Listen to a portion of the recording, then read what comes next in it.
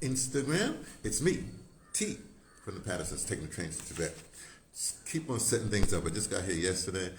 I was tired. Well, immediately I went and got a SIM card, so I can, talk or communicate. See, communication is important. How you communicate is very important. Like, I'm away from my wife, but we have to talk all the time, because communication doesn't matter. And so I had to get the SIM card. But the other thing that's essential, because I'm here in India, but I'm at I call the whole area, or it doesn't matter. I'm at MOV, Ministry of Oroville. This is the name of the guest house I'm at.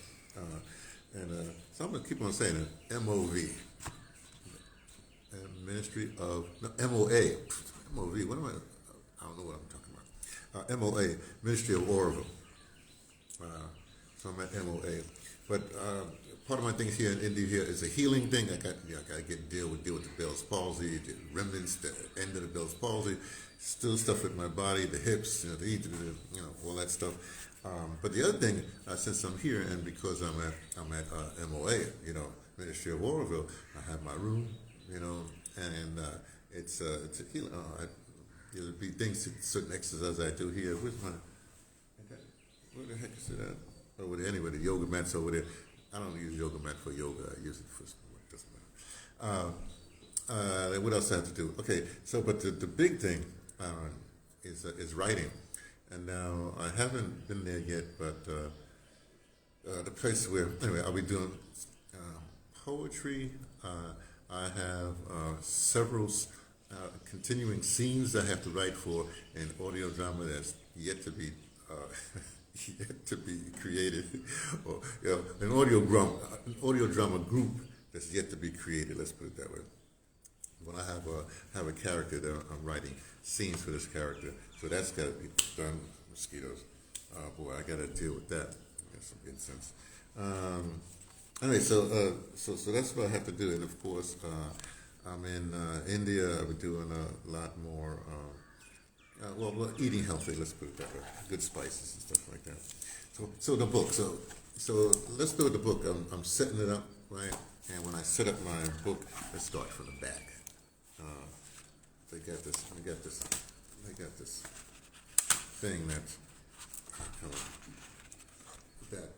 that holds the thing when you close it up or whatever have it. Since I'm not really, I will carry the book around, I guess. I'm not sure. I'll leave it here. It's just clapping onto my. Get that over here. It's no matter which shoe. I hate when things don't. No, I don't. I don't hate anything. I love everything. This whole there. So the first thing I write in my book is I write my numbers chart. My numbers. Numbers and you thing. You won't know anything about that. With that, then I have to do my Rosicrucian thing under there. So that'll be set up in the back of the book. But also in the back of the book, I'll start a calendar. I'll do a calendar for the months that I'm here. I always refer to that. At the beginning of the book, I started, let me put it this way. I've decided when I talk to y'all, I'm going to actually do notes. Usually when I speak, because I speak just extemporaneously, whatever it is, I don't edit, I do anything like that. So it's pure opinion, but it's also pure, a lot of mistakes can be made. But even when I write things down, a lot of mistakes can be made. But I start to make notes. So this, for instance, because I adapt, that's my note. Because I adapt, then I have, anyway, I make notes. Because I adapt, what that means is, for a long time, I don't have my other writings, but there's this whole thing that I ran across. They say the falcon is the smartest bird. Who knows? Who knows if that's right or not? That's what I'm saying.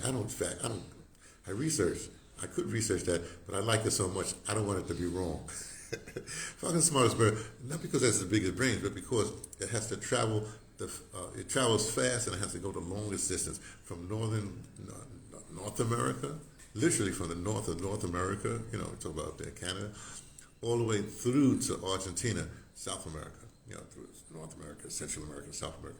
And he flies so fast that I say he, I'm always be saying he, I don't know what y'all be doing with this stuff. Anyway, but the falcon, I'll say the falcon. The falcon let's go fast. The terrain changes so quickly that the falcon has to adapt. You know, so it's smart because it has to adapt. Now I travel a bit. I travel a bit when I go places though. I try to stay for time to learn. Da, da, da, da, da, da. Okay, so here since I'm now in a new space, see, in India at the Ministry of Oroville, then I make these adjustments, right?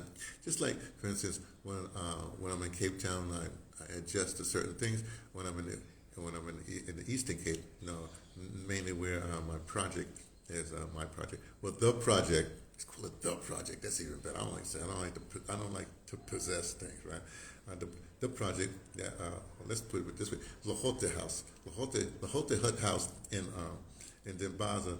They just have to adapt a certain way because when I lived there, I adapt a certain way, live a certain way, and then right about 45 minutes away is where I live with my wife in Gubevo, and that's a whole other reality, right? So I adapt there. So at least when I'm in the Eastern Cape, I have two adaptations to make. When I start traveling, it depends on where I am. So that's and I'll continue to give you insights into that. So let me just tell you one thing, for instance. I'm not going to be doing a lot of, I'm not going to be doing a lot of what what internet people do.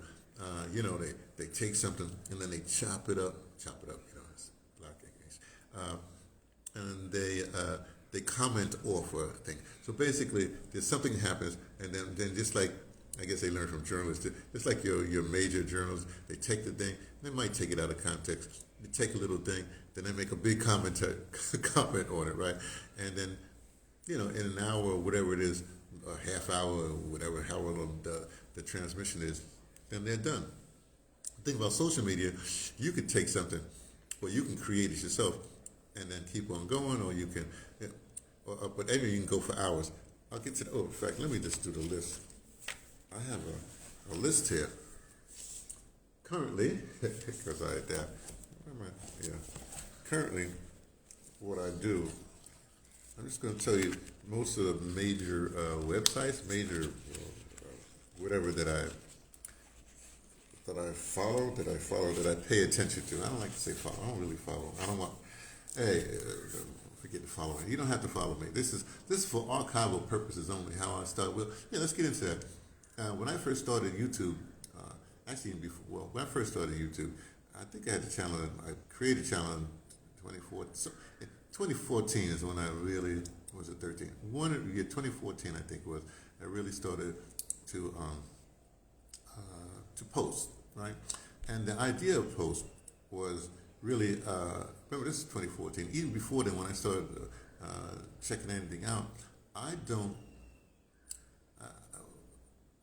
then when I started doing my YouTube channel, it's for archival purposes only. See, because YouTube, for me, when it started a long time ago, I thought of it as an archival tool. I'm an archivist, a recordist, and so I don't think about money and nothing like that. So and I was at the University of Fort Hill. So when I first started, they just jumped on there right away. Like, do you want to monetize? No, I don't want to monetize. This is for research purposes. This is archival purposes, right? That's what it is. So I don't ask for no likes. I don't ask for no shares. Do what you want. And I certainly don't monetize, which is why if you go to my YouTube channel, like I said, it's been up since at least officially since 2014. You won't say, I don't have that many subscribers. I don't know how many I got. I haven't checked it out lately. It's under 1,000. It's under 900. It's under something, right? And the reason why it's that way is because since I'm not monetized, and when I do post on YouTube, I go under, they have the YouTube standard and they have certain contractual things. Then they also have what's called Creative Commons, right? That means it is Creative Commons. That anybody can use what they see on my YouTube channel. They just have to give me credit. You see? So that's why I wrote. Because of that, the algorithm, that's a word that just creeped into everybody uses it. I don't know. Doesn't put traffic my way. You see? Which that means that I leave me alone. That means I have less trolls, and we'll talk about that another time. Anyway, but here's some of the sites I check out on a regular. Let's put it that way. currently. That doesn't mean I don't. Well, let's go. The main sites I check are currently. Then we do not necessarily in this order, not necessarily in this order, but I have to say first and foremost. They say that a lot. You know, I can look at that from South Africa. 5150. 5150. Corey Holcomb, Darlene O.G. Ortiz, and Craig Fax. Man, like, hey, Carolyn, how you doing? Well, I'm explaining things, you know. But that, to me, it's like unbelievable.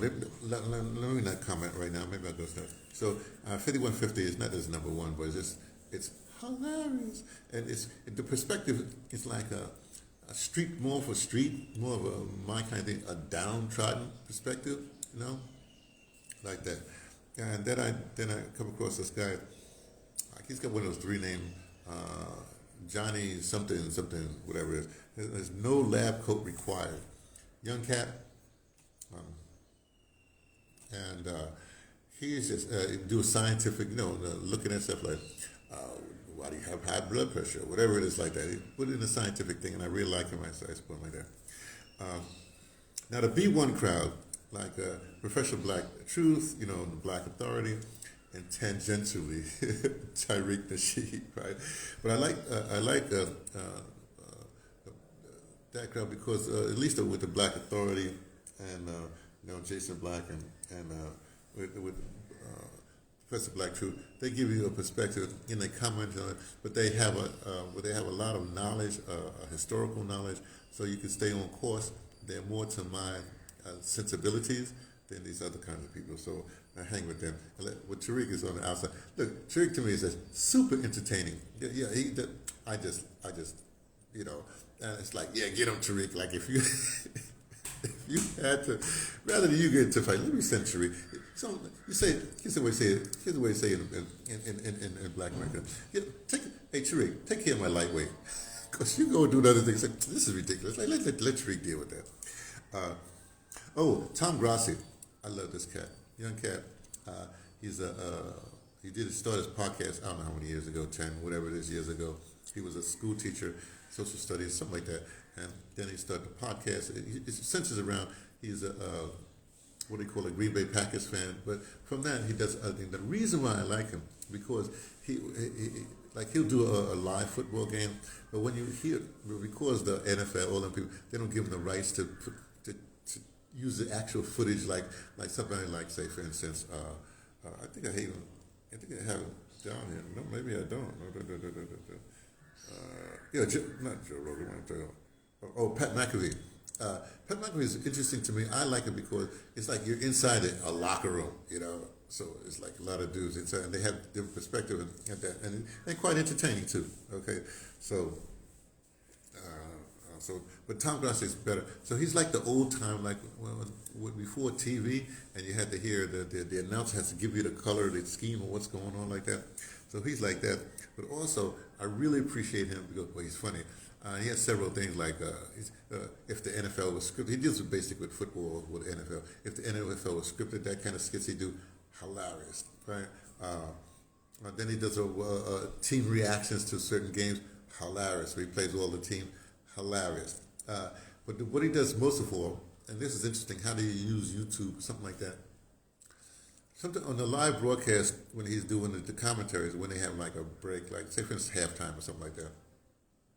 He'll take the people who's been listening because he has a lot of followers, and he'll say, "Hey, let's go pump." I'm paraphrasing. Let's go pump up another content creator. You know, somebody who's also doing the thing. Somebody might have like 20 people, 5 people listen to a kid, and so he takes all those people to go visit that site and pump that person up. It's so good. You know, it is so good. Such a concept.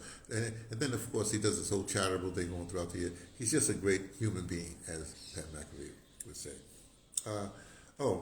I never knew TV. My go-to. Never knew TV, man. If you want stuff that's black, there's African black.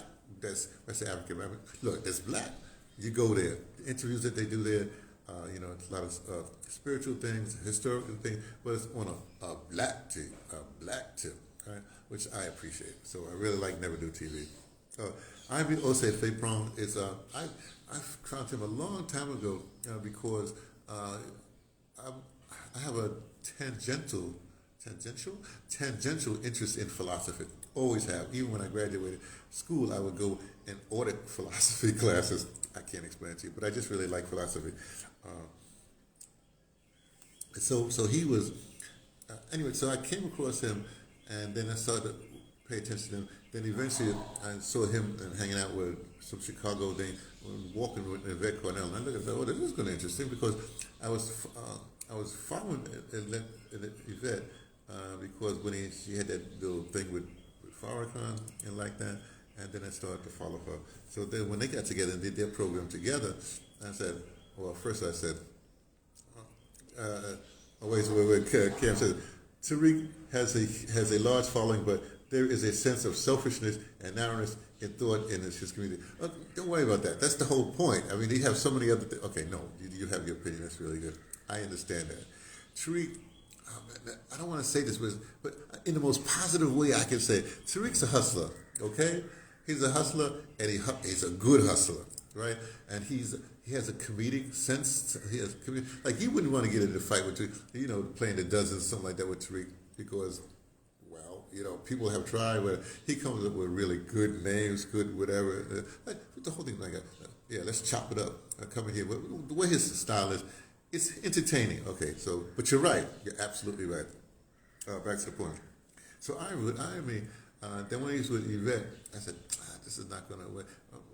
It's not going to work. And lo and behold, they did split up, and Ivy does this thing. Ivy is more with family and with raising children and relationships like that, but also he has his political thing is really good. He's a smart cat, right? So I've always liked Ivy, even before everybody else. Michi X. Oh, my girl. Now, look. Look. It's like a cross between Corey, between 5150 and, I don't know what, 5150 and, I don't want to say Iron Man, but something else. But Michi, she curses all the time. But 5150 curses. And so, I'm not going to listen to that. Good, don't. It's not for you. That's the point. That's what it has a lot of things. So if you can't take people cursing, I grew up with people. I don't really curse because I don't really curse. Look, I'm a radio man. And in radio, what we have this thing, I'm talking about broadcast radio. For instance, when I was at WBAI, just anyway, when I started with the WPRB, here's this whole thing. When you come, it's like theater. When you come to theater a half hour ahead, it's called half hour ahead of time. Because what you want to do is all of that stuff that you done, whatever, witnessed throughout the night or whatever have you, you have to get rid of that. You have to purge yourself because you got to get ready for the performance to be the character that you are. So you got to get rid of all that. So to me, so you might have this thing. You have this thing when you come into the main control room. I call it main control. They used to say master control, but whatever. Main control room, right? Then if somebody, even if whether you're transmitting or not, whether you're on air or not, when you come into that room, you're not supposed to curse because radio comes from this tradition. It's, I guess a little over 100 years old now. That you're invited to somebody's home. So when you turn on the radio, you don't know who's coming into your home, right? Or whose home you're going into when you're transferring it to. So you want to be decent because you don't know who's there. So you want to be decent. You don't want to come in all foul mouth or come in incorrect because you're coming in somebody's home. Now, so because of that, and so when I broadcast, I always used to do that with the internet, whatever have you. Then I guess you could do whatever. You can say whatever you want, whatever it is. And to me, it's a good filter because people, I can't do it. Good, don't listen. It's not for you. There's some other people that whatever these people are talking about, they can take the same thing and do what you and present it the way you want to present it. See, like that. Okay. So therefore, I don't curse when I transfer whatever it is. But Army is really good. Like most of these things, I don't take everything they say as gospel. I filter. Look, most of the time, I know more than these people know. Not because I guess because I'm pretty smart, but because I'm an old man. I've lived through all this stuff, all this struggle. I had my struggle with credentials since 1964. Think about that. I've been in the struggle since 1964, which makes me different than all these other old folks. Like I'll get into that. And I'm in the struggle. And say I'm not in the struggle for money. I'm in the struggle anyway. So I didn't reach EX, right? I said, oh, Mofax. Now this is a cat that's closest to my sensibilities and everything. I could tell he's really into, when they say the code, when you hear people saying the code, what does that mean? We ever said the code? No, for me, it comes from Mr. Neely Fuller Jr. Now, Mofax knows Mr. Neely Fuller Jr. So, and a lot of things that I do, the way I operate is from Mr. Neely Fuller Jr. You know, that's the code. That's the code I follow, right? But Mofax, sometimes he's on with Adam Curry. You know, the guy was on and started with the MTV, the video, the VJs instead of DJs to VJs because they do whatever. But I really like the way they structure their program, and I like Mofax, you know, like that. Oh, Judge Joe Brown, this woman Dana, she's on with him now. He's with her. He used to be with other people like that, but he's sort of settling out for a regular thing with her. It's interesting because her skills, I don't want to dig, but her technical skills are not, it's good, and a lot of times he has to correct her. So a lot of times, like it's a good natural thing, and there may be some technical things that won't, but that's the way it is. But Joe Brown, Judge Joe Brown, you know, talk about historical perspective and all the rest of that stuff. I go to the judge. Oh, Gray Zone, that would include like Ben Norton, the whole Gray Zone crew, right? For international stuff. They got the resources. That's what I deal with. I like them a lot, you know, as far as research and stuff like that. I should say something about also the Gray Zone. That's not really Gray Zone. That's more with James Corbett, but I don't have it listed here because well, it doesn't matter. So the Gray Zone. Oh, the Activist News Network. Activist News Network. They're the ones that carry a lot of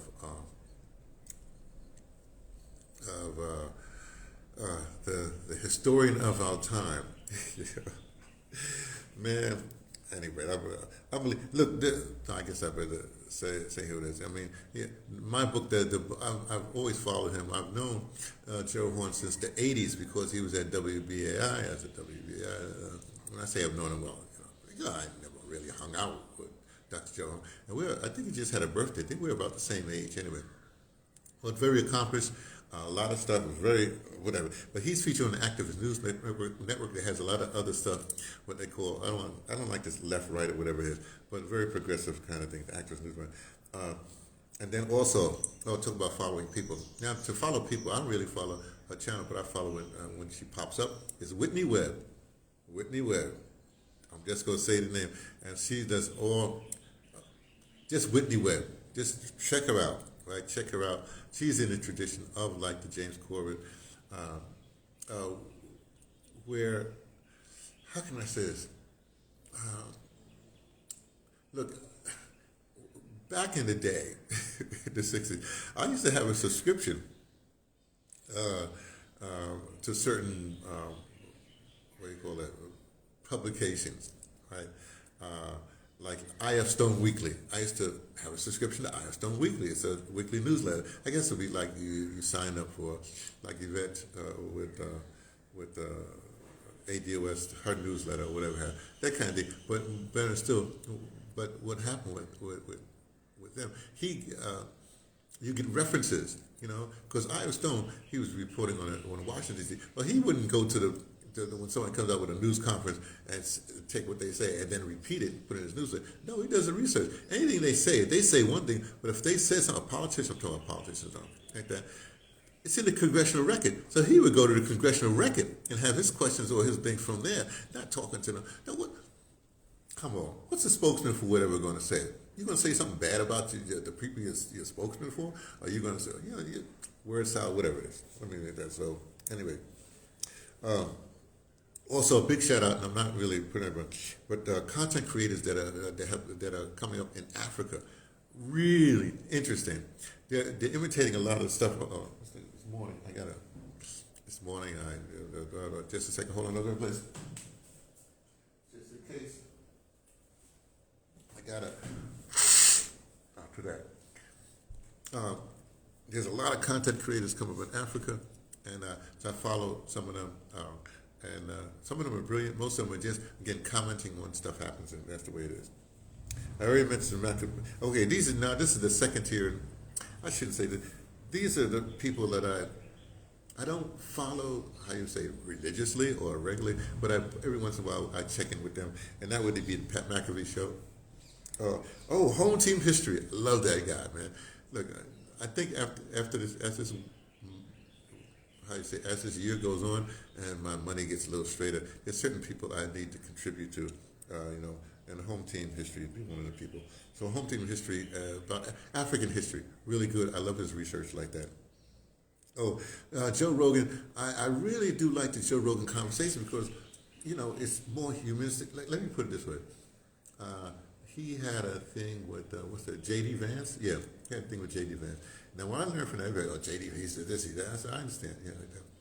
But some of the insights I got from, how he was picked. Donald Trump, you had him not stringing along, but he would come in and comment on people that should be vice president. So Donald Trump was listening to this. He's basically auditioning the guy. So he comes on. J.D. Vance has a certain crowd. He said, Donald Trump is just the same person. Yeah, but Donald Trump's an old man. J.D. Vance. I'm gonna say he's not the next Donald Trump, but also I found out he's sort of open. You know what I mean? At least that's it. He doesn't. He's not gonna. He's open to new thoughts. That's what it seems like. So anyway, so you can say he's Donald Trump or whatever, but you can't. So Joe Rogan, and I like the clips a lot. But if some clip is interesting, then I go and see one of his guests and follow the guest like that. Red Spirit Mask. Anyway, it's just a cat. Yeah, picked up when Black Panther first started. Got some people in, and he's a cat that does sort of African arts kind of thing. He's a white guy. Sorry, I have to say it that way. Forgive me, right? But I find him interesting. He creates games that have African themes like that. So you could say he's not really a cultural vulture because he raises up the culture and whatever. So like that. Nightcap. Ocho Sick. I'm sorry. I know everybody done with Shannon Sharp. No, the reality, the dynamic between Shannon Sharp, and I'm sorry. It's funny, right? And Ocho Cinco. I used to watch him when he was at the Bengals. And Ocho Cinco is really a great dynamic. And I love the way Ocho Cinco is always, I see it in Unc. I see it. And he doesn't curse, but Unc curses, right? But he's a real person, and it's real football or whatever have you. And I don't know how football season is going to end. So I don't know if a lot of these people I'll be following, not following, but paying attention to more. Status Quo. Status Quo, a real journalist, stays on the ground, embedded with the people, and I like what he does, so I follow him, Jordan. Swahili Nation comes out of Africa, and they do African things. They PLO Lumumba is on that a lot, so I follow that. Really graceful. She does again. That's in the she comments on just, I don't want to say conspiratorial things, but things are just like, again, I keep on mentioning James Corbett but you can't get him on the YouTube. You got to go to what's that, BitChute, which I have stuff on BitChute. You got to go to BitChute to get him. Okay. Really graceful, I follow her. Pravin Mohan. That's the Indian guy that goes to all the Indian temples and he shows how it's, to me, he shows how it's so connected to Egyptian mythology and Egyptian kind of architecture. So he goes to these temples and stuff like that, and that's what he does. He explains things. Look at this here, this, that. It's really informative. I like him. Professor Steve King. It's interesting because I found Professor Steve King when I first started listening to Max Kaiser. because Max, whatever. Max had all these guests, Steve Keen. There's a lot of people that now up, people, whatever like that. But I found them through to Max and Stacy. So now they're off on the Bitcoin, and that's where I first. I knew about Bitcoin before then. No, I knew about it from before then because of certain things that saw on the internet. These kids playing. It doesn't matter. The point is, I like Professor Steve King. Oh, now you might ask, say, what happened? What about? There's two things. I sort of have personal relationships for a while. One is Democracy Now, because I used to be their production engineer back in the day when I first was just doing radio at WBAI. Then we went to the Firehouse. And then they got really big. I had an incident with the sea. I left them, but I don't really. I would say every blue moon that I listen to them because if I were a choice between Gray Zone, no choice. Let me just stay with it. So Democracy Now, but they have a certain beat, and let me say so sometimes I check them out, and also Pan African Space Station, this out of Cape Town, Chimaranga. I check them periodically what they're doing like that, but it's tangential. So those are the current things that I check out. Do I have to say anything else here? I think I better check out right now. I think I'm done. So that's what. So the big thing is that I don't know this. Did I do that? Oh yeah. Sorry. One more thing. I started by saying that but it's like because I have to travel so much, I adapt when I get to different places. So here, I'm going to be doing stuff, but I'm not going to do my regular. Well, I still do my regular thing, but I adapt. Tell you the following thing. Now, for instance, one of the things that I'm following, I think is most important, is Captain Ibrahim Traore out there at the Burkina Faso, land of the upright people. Now, what's interesting with that? He was just in Ghana. I guess his first thing out for the inauguration presidency of Ghana. And just a second, people are talking out here. I'm going to close this door. Hold on a second. Don't go no place. You can't do something like that.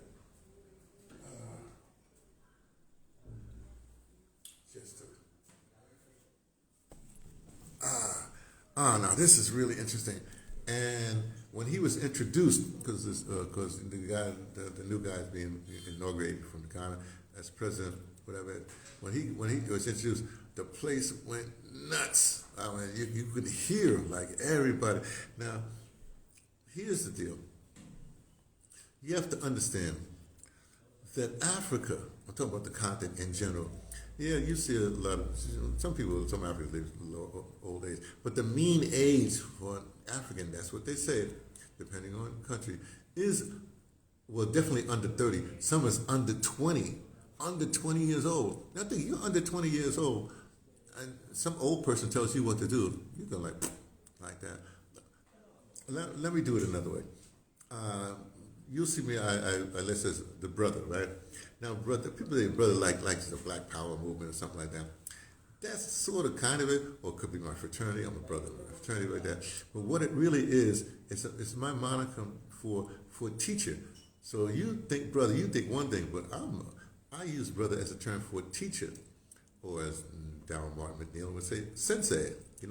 Now sensei is somebody who teaches but still can do the thing. Let's put it that way. Can teach also by demonstrating like that. But what's interesting is that because he got this huge response, because it was like young people. Young people are tired of these old people.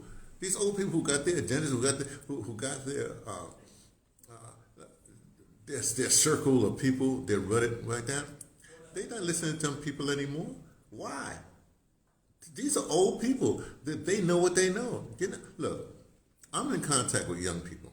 Right? When I say young people, really, I'm in contact with young people. I'm in contact with old people because of the DeBrother Society for the Aged, or I call it the Wisdoms, and also because the DeBrother Art Society, that's the young people. I sort of not work with them, and I have a certain way of. I'm just an advisor to them. With the old folks, I just like hanging with the old folks. I teach them Tai Chi and stuff like that. So, like that. But the young folks, let me put it this way. Remember I told you there's Trump, then J.D. Vance, right? Who I'm gonna say grooming, or grooming is a bad word. He said, uh, uh, uh, how you say, I hate the word mentoring, something with a younger generation. Now, usually when I started to teach, I realized that I can't, this is a long time ago, I could teach somebody maybe of the next generation, maybe 20 years younger, 20 years younger than me. In other words, this year I'll be 70, I'm my 70s, right? So really I should be talking to people in the lowest, as people in the 50s up to my age. Somebody under 50, they don't need to, there's other people, maybe people just like me, that's closer to their age they should be listening to, right? And I've always been this way, and that's what it is. One of my most successful groups was Creative Unity Collective, and they were about 20 years younger than me at the time, 10 years, whatever. So somewhere in there, and they could understand because of references and stuff like that. So what am I saying? So the young Africans don't need these old folks, man. These folks, they got other allegiances. So what's really interesting to me, you could put your ballot, you can vote like that, or you can protest, or something positive like this. The person shows up for an event like that, and they get to see. This sends a clear message. I mean, really clear message, because this thing is going, as I say, viral. So it's really interesting like that. Also, you say, well, anytime you have somebody of note, they say they're afraid of being assassinated and stuff like that. Now you have to ask yourself. I'm talking about this old now. Farrakhan, I've been knowing Farrakhan. I've been following since the scene. I've recorded Farrakhan. Let me give you an incident. This is how I'm going to relate this, and I'll probably stop here. One time I was walking 125th Street in New York, Manhattan, Harlem, and it was Harlem Week or something like that.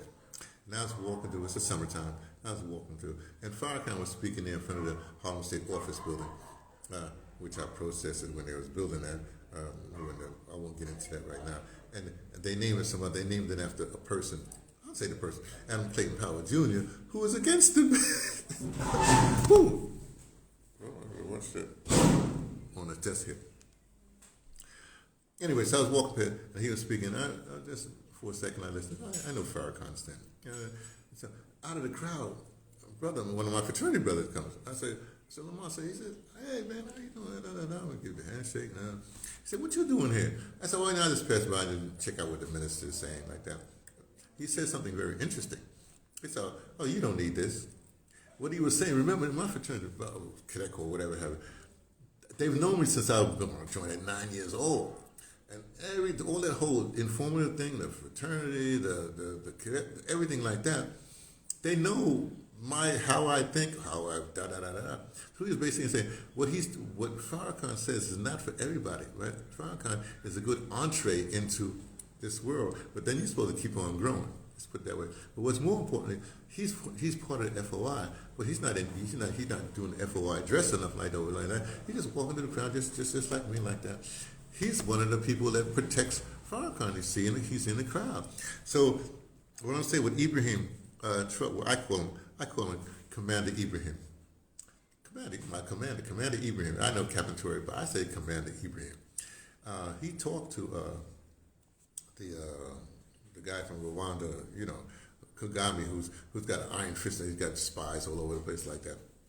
But I think with Commander Ibrahim, what's going to happen is the people. Of course, they send people after him or whatever have it.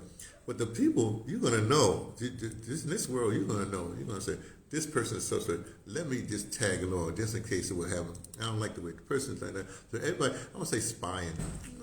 Strong thing, spying on each other, but he's going to be protected from the people for real, what it should be. You see? So anyway, so I'm very, man, what's happening with that, with Commander Ibrahim? Wow, what a time to be alive. Anyway, so I've been talking too long, and I'm trying to make these things shorter, and I might be doing more than one. I don't know. We'll see what happens. Okay, so got to go. Later.